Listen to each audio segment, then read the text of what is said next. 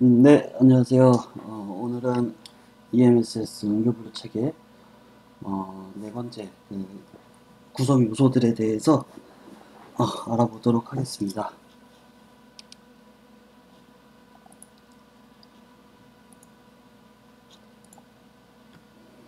네, 오늘은 아홉 번째 질개선, 그리고 열 번째 재난대비 계획, 11번째 상호 지원, 그리고 13번째 재정에 대해서 얘기를 나눠보고자 합니다. 예, 그래서 아까 말씀드렸다시피 구성 요소 네 가지에 대해서 얘기를 할 거고요. 예, 먼저 질개선 부분에 대해서 얘기를 하도록 하겠습니다. 응급의료 질관리 및 질 개선에 대해서 응급의료에 관한 법률 제4장 국가 및 지방자치단체의 책임에 보시면은 13조 국가와 지방자치단체는 응급의료를 제공해야 한다라고 되어 있고요. 그리고 13조의 2에 보시면은 여기 기본계획 각 호해하는 사항을 포함해야 한다라고 되어 있고, 이번에 응급의료 효과적인 제공을 위한 다음 각 목의 사항을 연차별로 시행계획을 제출해야 하는데, 그 중에서 이 부분이 포함되어야 하는 거죠. 예, 그러면서 응급의료 기관에 대한 평가 및 지원 육성계획, 응급의료 인력 공급 및 육성계획, 응급의료 정보통신체계 구축 및 운영계획, 응급의료 질적 수준 개선 및 개선을 위한 계획 등이 포함되어 보건복지부 장관은 이런 업무를 수행하기 위해서 중앙응급의료위원회 심의를 거쳐서 5년마다 계획을 수립하도록 법령으로 되어 있습니다. 예, 그래서 응급의료의 질관리 및 개선에 대해서도 법에서 명시되어 있다는 것을 말씀드리는 부분이고요. 네. 아까 보셨던 것은 응급의료의 기본계획 및 연차별 시행계획이라고 되어 있고, 이것은 지역응급의료의 시행계획입니다. 아까 전에는 보건복지부 장관이 매년 계획을 수립하고 나아갈 수 있도록 하는 것과는 다르게 지역응급의료 시행계획이라고 해서 시도지사가 앞선 기본계획에 따라서 매년 지역응급의료 시행계획을 수립하여 시행하여야 합니다. 그렇기 때문에 앞에서 보건복지부 장관이 내세운 기본계획에 포함된 응급의료의 질 개선을 위한 항목도 당연히 지역응급의료 시행계획에도 포함이 되겠죠. 예, 그리고 이러한 응급의료 계획에 대한 협조는 보건복지부나 시도지사는 필요한 경우에 국가나 기관 단체 등에 대해서 자료 제공 등의 협조를 요청할 수 있다고 되어 있고, 특별한 경우가 아니라면은 반드시 이에 의하여야 한다라고 되어 있습니다. 그래서 중앙응급의료위원회는 아까 말씀드렸다시피 보건복지부에서 중앙응급의료위원회를 통해서 응급의료 시행 계획을 세우게 되는데요. 그 응급의료 중앙위원회에는 위원장 1명과 부위원장 1명, 총 15명 이내의 위원이 되어 있고, 위원장은 보건복지부 장관, 부위원장은 위원 중에서 위원장이 지명하는 위원이 그것을 하게 되어 있습니다. 그래서 여기에는 당연직 위원과 위촉 위원이 있는데요. 당연직 위원은 무조건 이 직함을 맡고 있으면은 이 중앙응급의료위원회에 포함이 되는 사람들이고요. 보시면은 기획재정부 차관, 교육부 차관, 국토교통부 차관, 그리고 소방청장, 그리고 중앙응급의료센터의 장은 반드시 당연히 이 중앙응급의료위원회 위원직으로 포함이 되도록 되어 있습니다. 그리고 위촉위원회는 다음과 같은 사람들 중에서 위원장이 위촉을 할 수가 있는데, 비영리 민간단체를 대표하는 사람 3명, 응급의료에 관한 학식과 경험이 풍부한 사람 3명, 그리고 응급의료 기관을 대표하는 사람 1명, 보건으로 관련 업무를 담당하는 지방공무원으로서 특별시, 광역시를 대표하는 사람 1명, 그리고 지방공무원으로서 도를 대표하는 사람 1명, 이렇게 되어 있습니다. 그리고 중앙위원회는 다음과 같은 사항을 심의하도록 되어 있는데요. 응급의료 기본계획 및 연차별 시행계획의 수립 및 변경에 대해서 심의를 하고, 응급의료의 기금 운용 심의회에서 심의해야 할 사항에 대해서 먼저 심의를 하게 되어 있고, 응급의료에 관한 정책 및 사업에 대한 조정. 환자분의 안전을 위해서 죄송합니다. 최선을 다하고 있습니다. 환자분이 누워있을 때나 수면 중일 때 보호자께서는 양쪽 침대 난간을 반드시 올리고 수화 환자나 노약자의 경우 낙상 예방을 위해 각별히 주의를 기울여주시기 바랍니다. 감사합니다. 네, 응급의료에 관련한 정책 및 사업의 평가 결과, 그리고 지역 응급의료 시행 계획 및 특별시, 광역시, 도, 특별자치도의 응급의료에 관한 사업 평가 결과, 그리고 응급의료 중장기 발전 방향 및 제도 개선에 관한 사항 등에 대해서 심의를 하게 되어 있고요. 매년 2번 이상 개최하도록 되어 있습니다. 중앙위원회가 있고 또 추가적으로 시도응급의료위원회가 있습니다. 응급의료에 관한 중요한 사항을 심의하기 위해서 시도에서 시도응급의료위원회를 두도록 되어 있고요. 이 아래 같은 사항을 심의하도록 되어 있습니다. 지역 응급의료 시행계획의 수립 및 변경, 그리고 응급의료를 위한 지방재정의 사용, 응급의료 시책 및 사업의 조정, 그리고 평가 결과의 활용 등에 대해서 심의하도록 되어 있고 매년 2번 이상 개최하도록 되어 있습니다.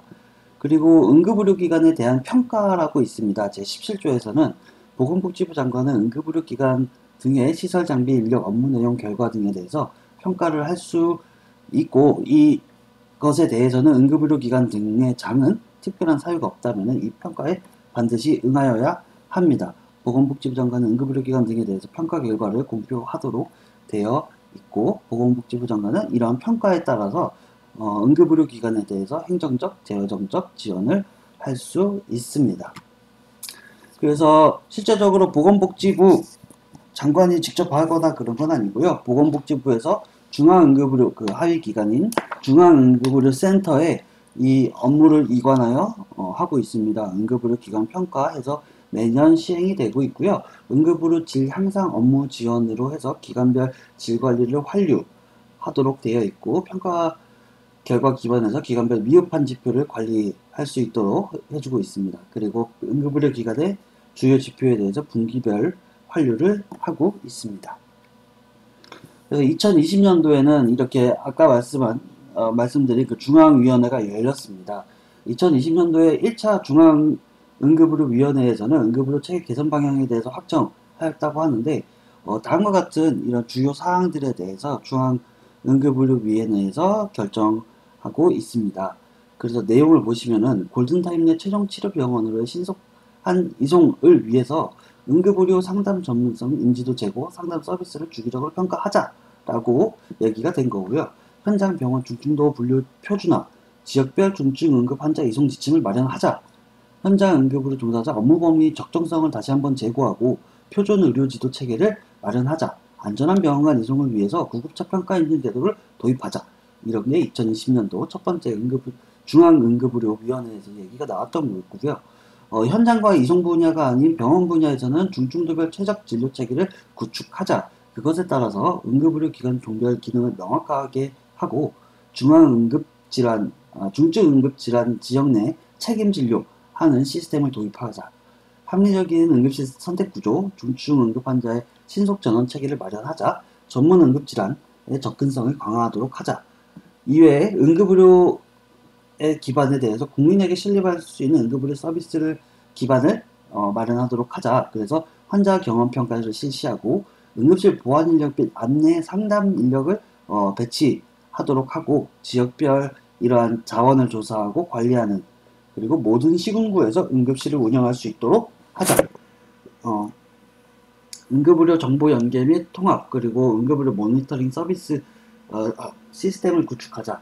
응급의료 핵심 지원 조직으로서 중앙응급의료센터 역할을 재정립하자라는 이런 이야기들을 나누었습니다. 2021년도에는요, 2020년도에도 뭐 새로운 것들이 추가가 될 수도 있고 원래 있었던 거를 좀 더 심도 있게 논의를 할 수 있습니다.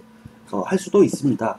그래서 이러한 과제별로 실행 일정이나 법정 개정 사항들을 구체화해서 담보하였다고 하는데, 어떤 부분들이 있었냐 하면은 3개 분야에서 11개의 실행 과제를 하였다고 합니다. 그래서 현장 이송 단계에서는 병원 전 단계 환자 평가 중증도 분류 체계를 개선하자, 지역 단위의 이송 체계 마련, 적정 병원 이송 및 관리 체계 확립, 하도록 하자. 병원 단계에서는 중증 응급 환자의 대응 역량 강화를 위한 응급의료 체계를 개편하자. 중증 응급 환자 수용곤란 고지 관리 체계를 마련하자. 수용곤란 고지 관리에 대한 정보 시스템을 구축하자. 예를 들어서 중증 응급 환자를 봐줄 수 없는 상황이라면 그거에 대해서 바로바로 고지할 수 있는 시스템을 마련하자고 얘기가 된 거죠. 그리고 중증 환자 병원 간 전원 체계, 이것도 아마 똑같이 이어지는 부분일 거고요. 환자의 합리적인 응급의료 기관을 이용하도록 유도하자. 예를 들어서 비응급 환자인데 자꾸 더 큰 병원으로만 가려고 하지 말고 그 환자가 적절히 치료받을 수 있다면 그게 큰 병원이든 작은 병원이 아니라 적정한 응급의료기관으로 이동할 수 있게 하자라는 이런 얘기가 있었고, 응급의료기관의 감염병 위기 대응 역량을 강화하자. 왜냐하면 이따가 21년도니까 코로나가 터지고 거의 1년이 지난 후였죠. 그래서 이런 부분도 병원 단계에서 중앙 응급의료 질 개선을 위해서 이런 것들을 하자라고 얘기가 되었고, 응급의료의 기반 단계에서는 지역 응급의료의 거버넌스를 강화하자. 그리고 지역 완결 응급의료 체계 지원을 위해서 중앙 지원 조직을 강화하자라는 얘기가 있었습니다. 대한응급의학회에서도 이렇게 응급의료의 발전을 위해서 중장기 발전 계획이나 정책 등을 내놓고 있습니다. 그래서 이게 보통 한 300페이지에서 500페이지에 되는 그런 보고서가 나오는데요. 보통 한 5년 정도 혹은 8년까지 중장기 계획을 세워서 정부에 제출을 하고 중앙응급의료위원회 안건으로 상정하기도 합니다. 이런 것들에 대해서 한번 살펴보시면은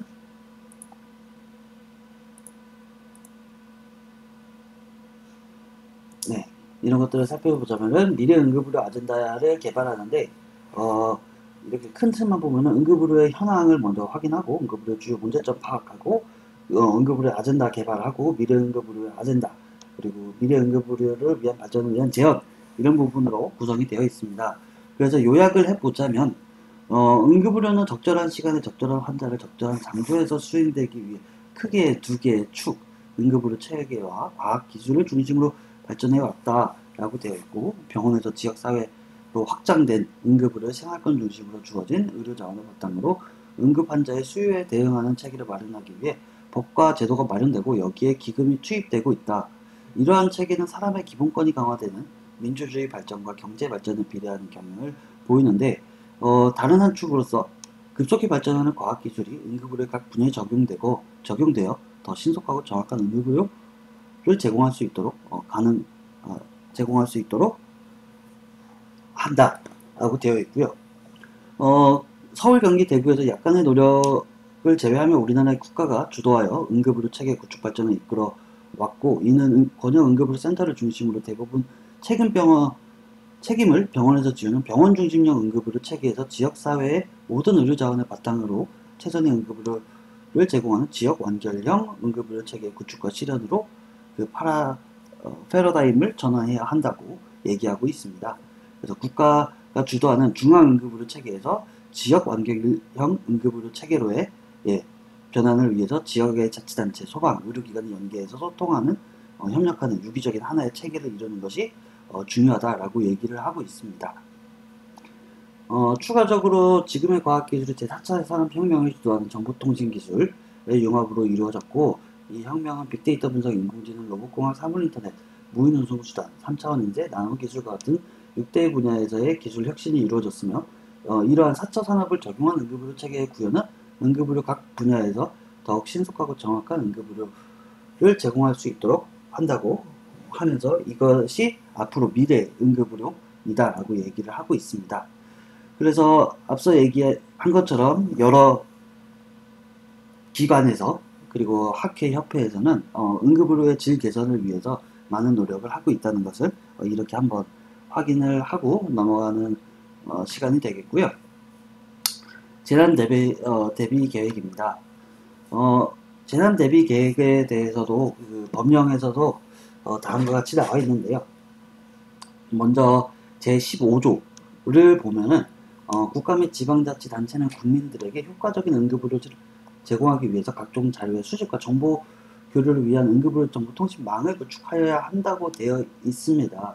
예, 그리고 나서 이런 비상대응 매뉴얼 또한 국가와 지방자치단체는 재난 및 안전관리 기본법에 따라서 재난 및 해외 재난으로부터 국민과 주민의 생명을 보호하기 위해서 응급의료에 관한 기본적인 사항과 응급의료 지원 등에 관한 비상대응 매뉴얼을 마련하고 의료인에게 이에 대해서 교육을 실시하여라 라고 되어 있습니다.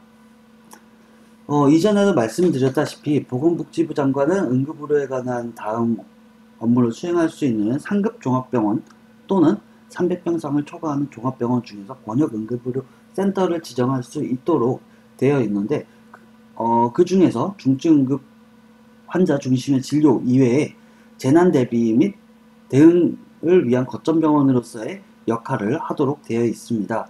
그래서 그 역할은 무엇이냐라고 보면은 번역 응급의료센터의 재난 대비 및 대응 업무는 다음과 같습니다. 재난의료 대응 계획의 수립, 재난의료에 필요한 시설 및 장비 및 물품의 관리, 그리고 재난의료 지원 조직의 구성 및 출동 체계 유지, 권역 내 응급의료기관을 대상으로 한 재난의료 교육 및 훈련을 그리고 비상대응 매뉴얼로 정하는 업무 등을 권역 응급의료센터는 재난 대비 및 대응의 업무로서 반드시 수행해야 합니다.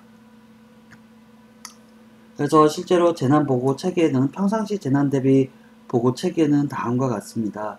보건소나 병원이나 소방서와 같이 재난 상황이 터졌을 때 재난거점병원으로 연락을 하게 돼 있고, 이게 중앙응급센터에서 재난응급의료 상황실을 통해서 보건복지부로 전파가 되겠고요.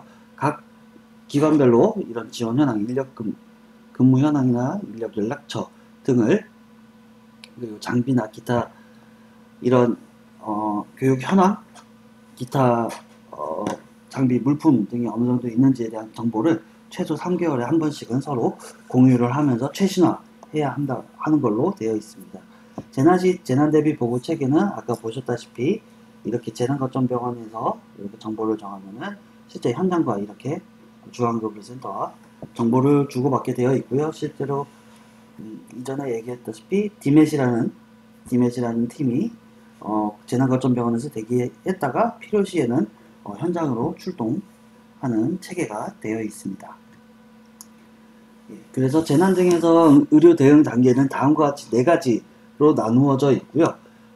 평상시에는 거의 관심 단계입니다. 다수 사상자 발생이 위험이 큰 사건이나 행사 현상 등이 있는지, 사상자가 발생할 수 있는 사고, 메시지나 첩보 수신 등에 대해서 징후활동 감시를 하는 단계가 블루, 관심 단계가 되겠고요. 그 다음으로는 주의, 다수 사상자가 발생으로 전개가 예측되는 사고가 현황. 이때부터는 좀 주의 깊게 거의 출동 준비를 해놓고 나서부터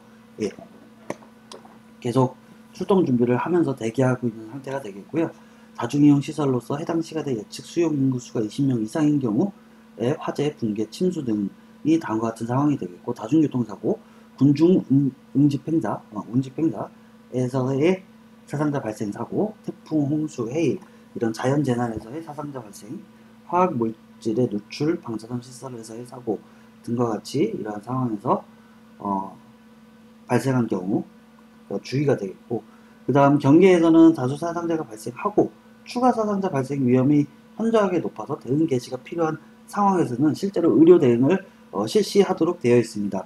10명 이상의 사상자가 이미 발생하고 추가 사상자 발생이 의심되는 상황이나 사건, 운항이나 운행 중인 여객 선박, 여객 항공기, 여객 열차 및 대형 승합차의 추락, 침몰, 탈선 및 전복 등 10대 이상의 차량의 다중교통사고가 확인된 경우, 화학 방사선 물질에 의한 인구 집단의 노출이 확인된 경우, 추가적으로 다수 사상자 사고, 군중 운집 등으로 재난관리 주관기관 및 재난관리 책임기관의 의료 대응을 요청하는 경우가 되겠고요.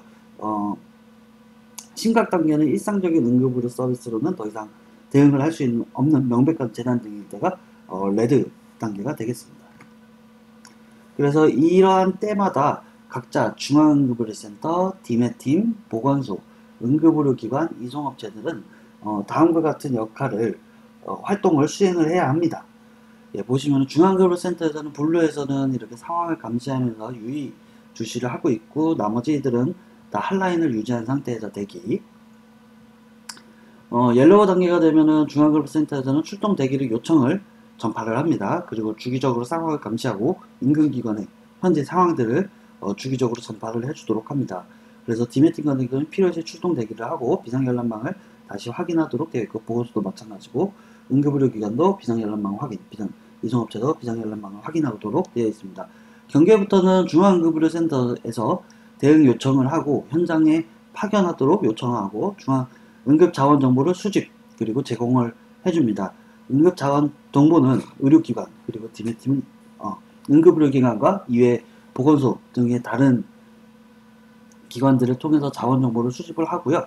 이러한 정보를 현장으로 제공해 주도록 되어 있습니다. 그래서 인근병원의 수용 대비를 요청하고 사상자를 추적하고 조치사항 통보 그리고 중앙 디메팀을 소집할 수 있습니다. 네, 마지막으로 심각 단계가 되면은요, 상황실의 확대 편성. 현재 가지고 있는 그 상황실 자체만으로 운영이 안 될 수 있으니 추가적으로 상황실을 확대하고요. 응급자원 정보 수집 제공은 아까 전부터 계속 쭉 이어지고 있는 상황이고, 사상자 추적이나 조치사항 통보는 모두 똑같습니다. 필요시 추가 의료진, 구급차, 헬기들을 추가로 동원할 수가 있고요. 필요시 중앙응급의료센터에 있는 중앙팀의 팀을 그 해당 재난 지역으로 파견을 할 수가 있습니다. 그리고 인근 지역의 지원을 확보하고요. 지원이라 하면 인력도 될 수 있고 물품도 될 수 있습니다. 뭐 예를 들어서 강원도 원주시에서 사고가 났다고 하면은 주변에 있는 뭐 경기도 여주나 아니면은 저기 충북 단양, 제천 이쪽에 추가적으로 자원 지원을 요청할 수가 있고 물품 지원을 요청할 수 있습니다. 심각 단계에서는 실제로 이미 디메팀이 출동을 하고 난 후에 현장에서 의료 활동을 하고 있는 상황이고요. 그래서 본진 출동이라고 하면은 처음에 한 네다섯, 디메팀이 네다섯 명의 1차 출동 이외에 8명 정도가 되는 인원이 추가로 출동하면서 물품과 함께 그 본 팀이 출동하도록 되어 있습니다. 그래서 필요시에 또 추가적으로 지원을 요청할 수가 있고요. 이때부터는 보건소에서는 현장 응급의료를 설치를 하여야 하고 현장 지휘소를 운영을 하여야 하고요. 그리고 비상근무 체계 돌입해야 하고 사상자 현황의 조사를 지속하고 조치사항을 보고하도록 되어 있습니다.